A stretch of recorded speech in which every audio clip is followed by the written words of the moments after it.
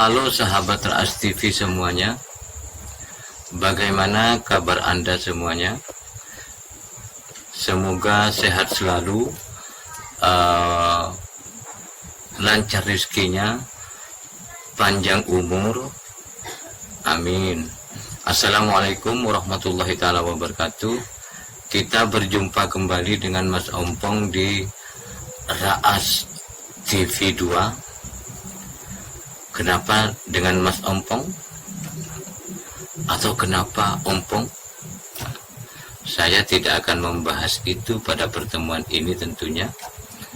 Namun yang pasti saya akan mereaction satu video yang bertajuk atau berjudul tentang legenda dan cerita atau sejarah Sabdo Palon dan penguasa Tanah Jawa. Nah, untuk mengetahui sejarahnya bagaimana, mari kita qiraat bersama-sama atau nonton bersama-sama. Mari kita mulai.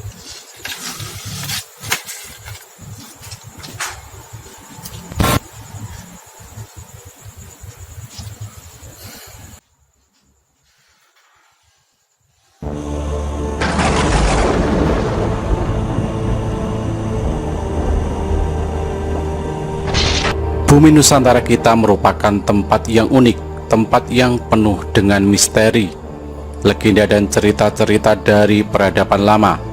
Cerita-cerita yang terus-menerus memberikan nafas bagi kehidupan masyarakat kita, menjadi sebuah tuntunan dalam kehidupan.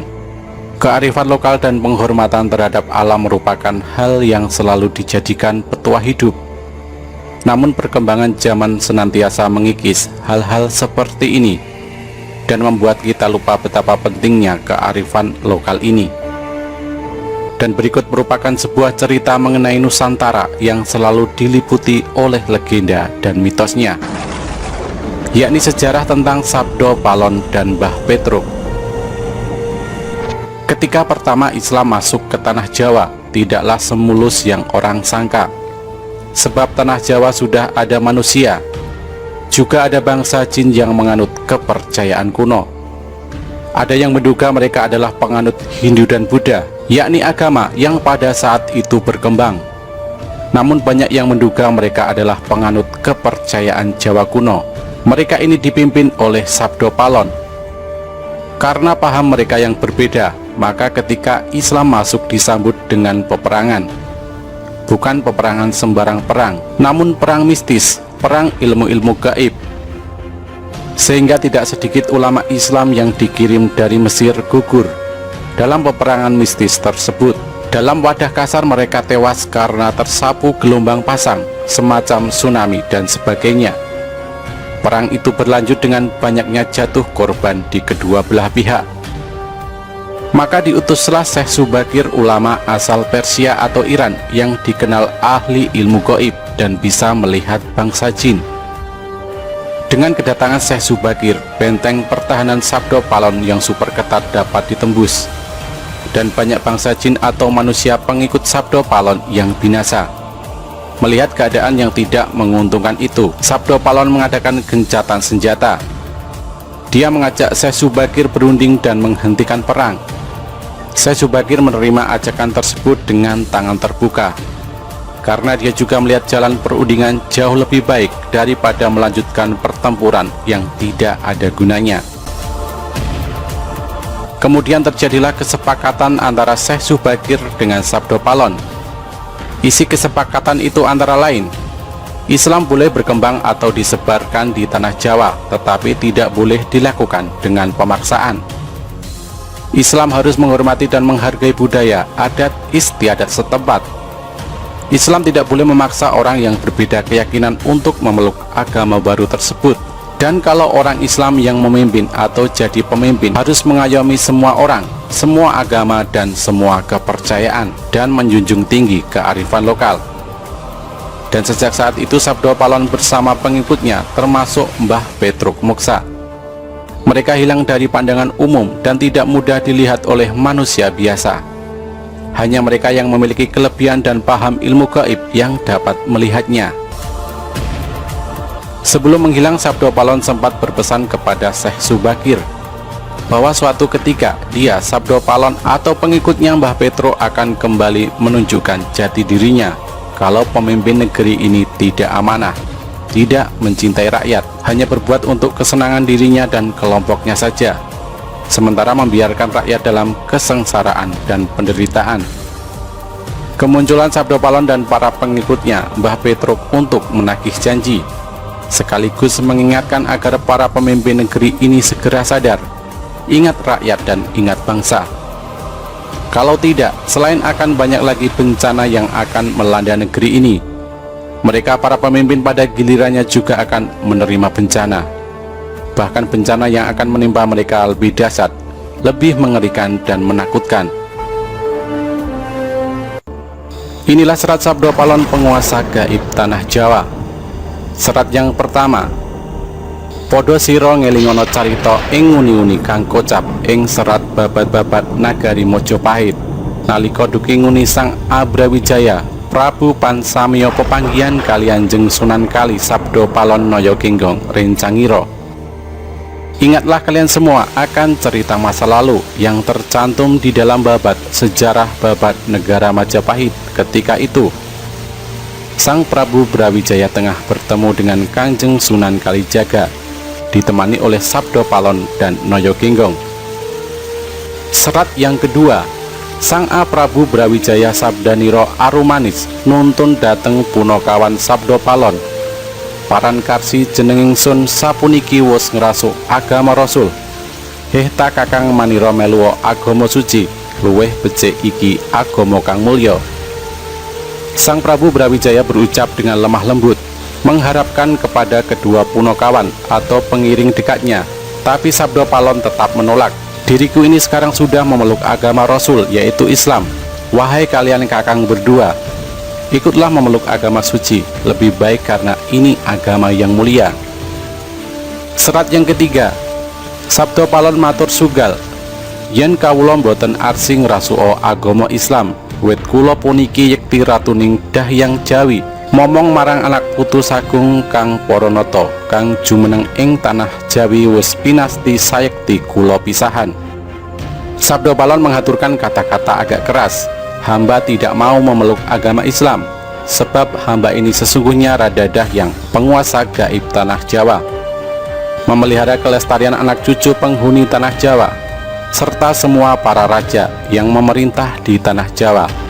Sudah menjadi suratan karma, wahai Sang Prabu, kita harus berpisah. Serat yang keempat: Kelawan paduka Sang Nata wangsul maring Sunyaruri, mung kula matur petungna ing benjang. Sak pungkur mami yen wis prapta kang wanci jangkep gangsal atus taun wit ing dinten punika, kula gantos agami Gama Budi kula sebar ing tanah Jawa.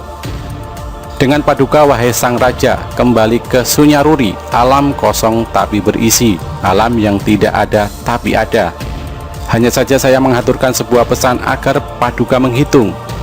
Kelak sepeninggal hamba, apabila sudah datang waktunya, genap 500 tahun mulai hari ini, akan saya ganti agama di Jawa, agama Budi akan saya sebarkan di tanah Jawa.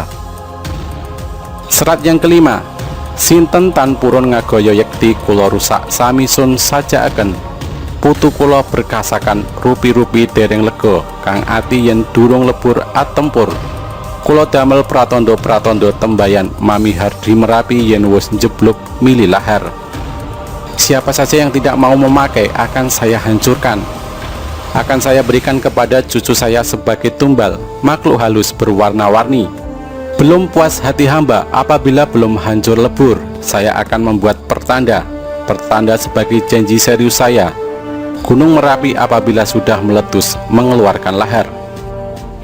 Serat yang keenam: Ngidul ngilen Purukira ngodo banger ingkang warih nggih punika wedal kula wus nyebar agama Budi Merapi. Janji mamai anggegereng jagat satuhu karsanireng. Jawata sadaya gilir gumanti, boten kenging kalamunta kaowahan. Ke arah selatan barat mengalirnya, berbau busuk air laharnya, itulah waktunya. sudah mulai menyebarkan agama Budi. Merapi janji saya, menggelegar seluruh jagat, kehendak Tuhan, karena segalanya pasti akan berganti, tidak mungkin untuk dirubah lagi. Serat yang ketujuh, sangat-sangat ting sangsara kang tuwu ing tanah Jawi, sinengkalan tahunira lawan sabto ngesti aji upami nyabarang kali, prapteng tengah-tengahing kaline banjir bandang, jeroning ngelepno jalmi kathah sirna manungsa prapteng praloyo. Sangat-sangat sengsara yang hidup di tanah Jawa, perlambang tahun kedatangannya. Seandainya menyeberangi sebuah sungai, ketika masih berada di tengah-tengah, banjir bandang akan datang tiba-tiba. Tinggi air mampu menenggelamkan manusia, banyak manusia sirna karena mati. Sabdo Palon dan Noyo Ginggong adalah penuntun gaib yang mewujud. Beliau berdua senantiasa hadir mengiringi raja-raja Jawa zaman Hindu-Buddha. Beliau berdua pergi meninggalkan tanah Jawa semenjak keruntuhan Majapahit pada tahun 1400 Saka atau 1478 Masehi, terkenal dengan Surya Sangkala yang sangat populer di Jawa, yaitu Sirna Ilang Kertaning Bumi. Kalimat Kertaning Bumi diambil dari nama asli Prabu Brawijaya Pamungkas, yaitu Raden Kertabumi. Janji kedatangan beliau berdua diucapkan di Blambangan ketika Majapahit hancur diserang oleh pasukan Demak Bintoro.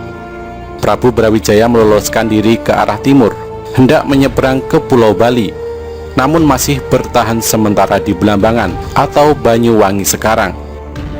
Raden Patah, pemimpin Demak Bintoro, merasa bangga telah menghancurkan Majapahit yang dia anggap sebagai negara kafir. Serta-merta setelah mendengar kabar berhasil dikuasainya Majapahit oleh tentara Islam, Raden Patah datang dari Demak ingin melihat langsung keadaan Majapahit yang berhasil dihancurkan. Setelah itu, dengan bangga beliau meneruskan perjalanannya ke pesantren Ampel Denta, hendak mengabarkan keberhasilan tersebut. Namun ternyata Nyi Ageng Ampel, istri almarhum Sunan Ampel, malah mempersalahkannya. Nyai Ageng Ampel mengingatkan bahwa dulu semasa Sunan Ampel masih hidup, beliau pernah berpesan bahwasanya jangan sekali-kali murid-murid beliau ikut campur masalah politik atau malah berani merebut kekuasaan Majapahit. Bahkan Nyai Ageng dengan tegas menambahkan, Raden Patah telah berdosa 3 hal. Dosa yang pertama adalah kepada guru, yaitu melanggar wasiat Sunan Ampel. Dosa yang kedua kepada ayah, karena Prabu Brawijaya adalah ayah kandung dari Raden Patah. Dosa yang ketiga adalah kepada raja, karena raja adalah imam, tidak boleh dilawan tanpa alasan yang benar. Sebab selama memerintah, Prabu Brawijaya tidak pernah melarang penyebaran agama Islam, bahkan menghadiahkan tanah Ampel Denta di daerah Surabaya sekarang sebagai tanah otonom, diizinkan untuk dipakai sebagai basis pendidikan agama bagi orang-orang muslim. Dengan sangat menyesal, Raden Patah meminta petunjuk bagaimanakah cara untuk menghapus kesalahannya. Nyai Ageng menyarankan agar kedudukan Prabu Brawijaya Pamungkas sebagai raja harus dikembalikan. Namun yang menjadi masalah adalah kemanakah sang Prabu meloloskan diri. Nyai Ageng memperkirakan sang Prabu pasti menuju ke Pulau Bali. Raden Patah berniat menyusul sendiri, namun dicegah Nyai Ageng Ampel. Karena setelah kejadian penyerangan Majapahit oleh tentara Islam terjadi, maka tidak akan ada satupun orang Islam yang akan dipercayai oleh sang Prabu. Tidak Raden Patah, tidak Nyai Ageng Ampel, tidak pula para wali yang lain yang turut serta membantu penyerangan tersebut. Namun hanya ada 2 wali yang mungkin masih beliau percayai. Pertama Syekh Siti Jenar dan kedua Sunan Kalijaga. Karena kedua wali ini terang-terangan menentang penyerangan pasukan Islam ke Majapahit. Karena hubungan Raden Patah tidak begitu baik dengan Syekh Siti Jenar, maka dia meminta pertolongan Sunan Kalijaga untuk melacak keberadaan Ramandanya. Dan jika ditemukan, dimohon dengan segala hormat untuk kembali ke Trowulan, ibu kota Majapahit, untuk dikukuhkan lagi sebagai raja.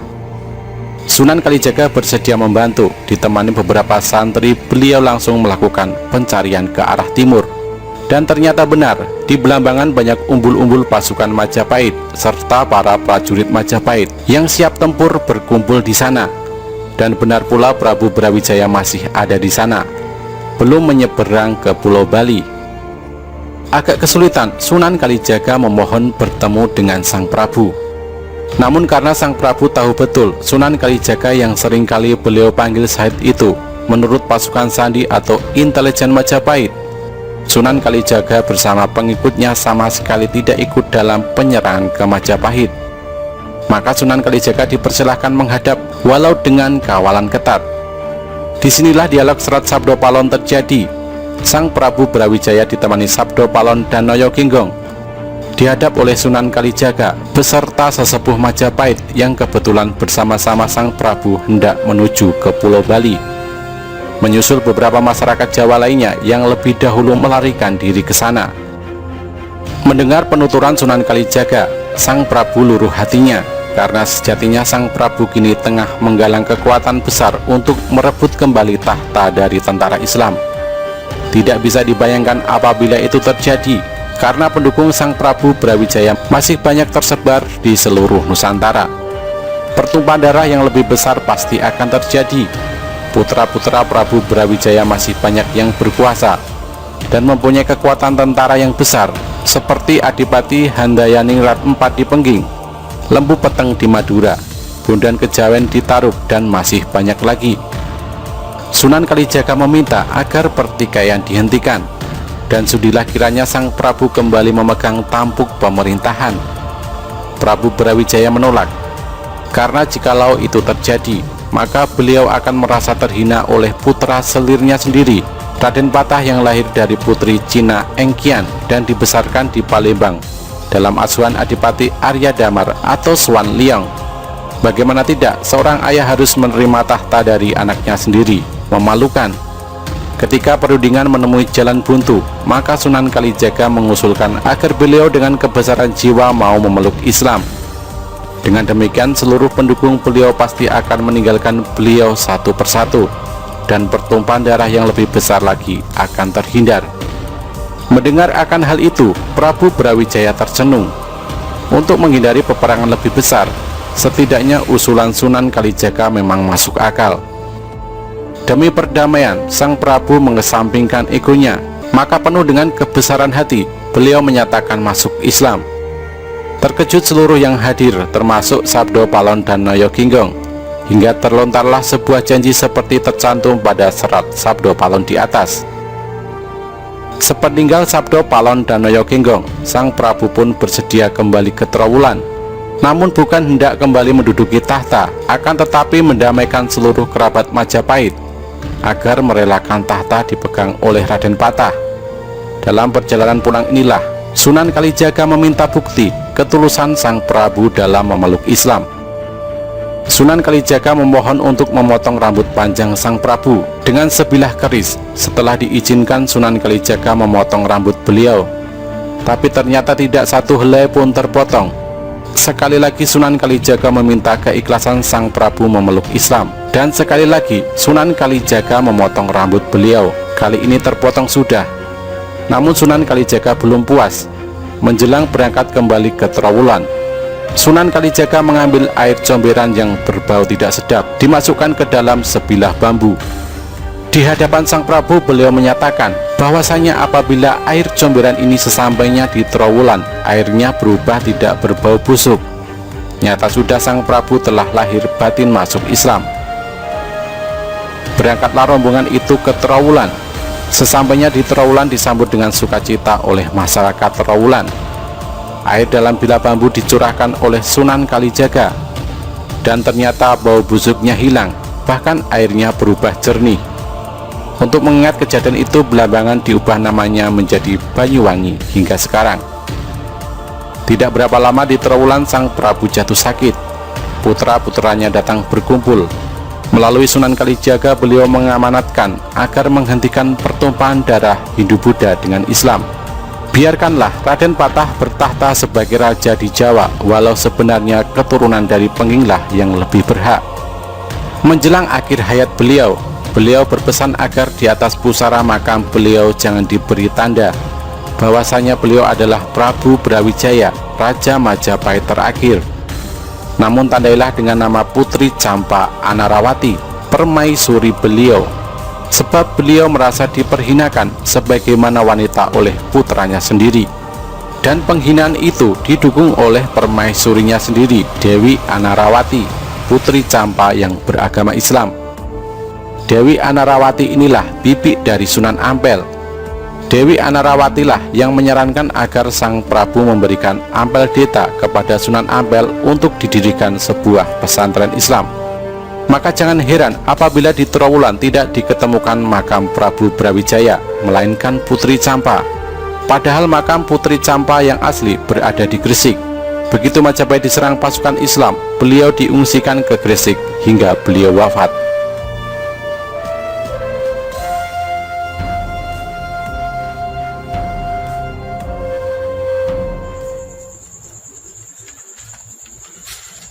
Oke, sahabat Raas TV 2, kita sudah selesai mengqiraat video ini atau menonton video ini. Sangat bermanfaat sekali, terutama bagi saya sebagai pengetahuan, dan saya berterima kasih kepada yang telah merekomendasikan video ini untuk saya reaction. Sangat-sangat berterima kasih. Nah, kiranya cukup sekian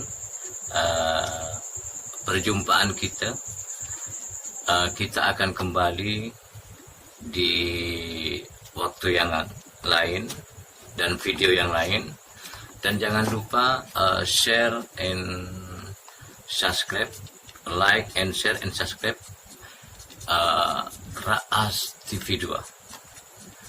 Terima kasih semuanya. Assalamualaikum warahmatullahi taala wabarakatuh.